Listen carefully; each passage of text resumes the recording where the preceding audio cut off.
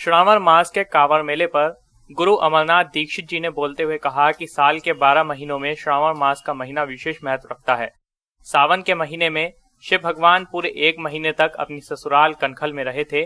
ससुराल में शिव भगवान का दामाद के रूप में पूरे महीने तक सेवा की थी।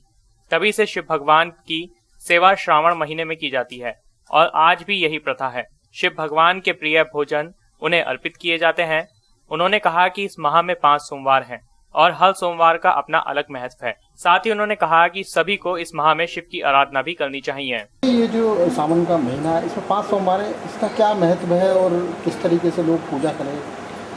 हमारे जैसे हिंदी के 12 महीने होते हैं, उनमें श्रावण का विशेष महत्व है और श्रावण का महीना भगवान शंकर से संबंधित है।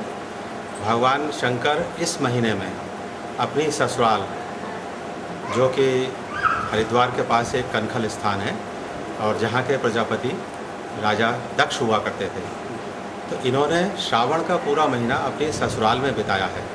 तो वहाँ ससुराल में, जैसे आप सब लोगों को पता ही है कि दामाद के रूप में इनका स्वागत किया गया, इनका सत्कार किया गया, इनको विभिन्न प्रकार से पूजित किया गया। इसी के उपलक्ष्य में और इसी के संदर्भ में ये श्रावण का महीना भगवान शंकर की सेवा, पूजा, अर्चना के लिए समर्पित है।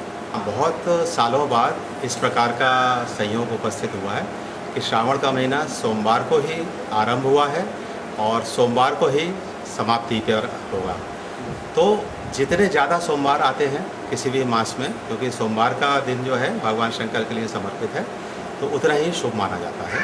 और इस दिन ये आवश्यक है कि जो कांवर लाते हैं वो भी भगवान शंकर की पूजा करें, चाहे जप के रूप में करें, चाहे तपस्या के रूप में करें, चाहे स्तोत्र कवच इत्यादि के रूप में करें और पूर्ण सात्विक रहें।